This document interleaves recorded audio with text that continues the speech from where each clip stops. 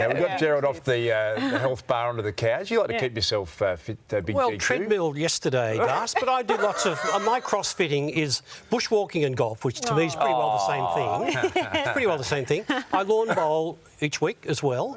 And wine tasting. I think that's a good balance. workout for the elbow. Lots of energy required for wine tasting. I do have to ask you though, Gerald, because keeping energy levels up is a problem I think everybody faces because we're all so busy. We work, we're parenting, we try to exercise.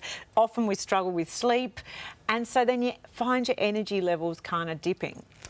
It's about your spark plugs, Joe. Oh, okay. Excuse me. Please. Your spark plugs just need a little bit of reinforcement. And the nutrient we talk about is coenzyme Q10, or more commonly, CoQ10. And what is CoQ10 going to do for me? It sounds a little bit like something from Star Wars. Well, that's why it works. Sci-fi. It is. What it does, it works in every cell in your muscles. So your muscles are full of mitochondria, and they're like little powerhouses, and they generate enormous amounts of energy, but they need coenzyme Q10 as part of the cycle. There is a ready-to-use form of coenzyme Q10, which is called Ubiquinol. So when you take CoQ10, it has to actually change in your body. If you use Ubiquinol, it's there to use. So a much more bioavailable form of coenzyme Q10.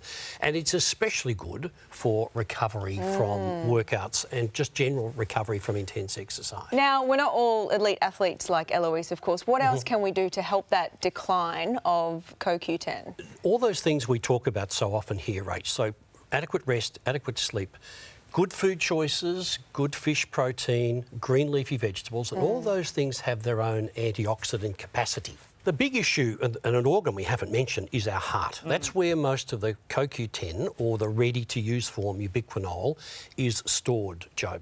And the difficulty is there's not a lot of coenzyme Q10 content in food.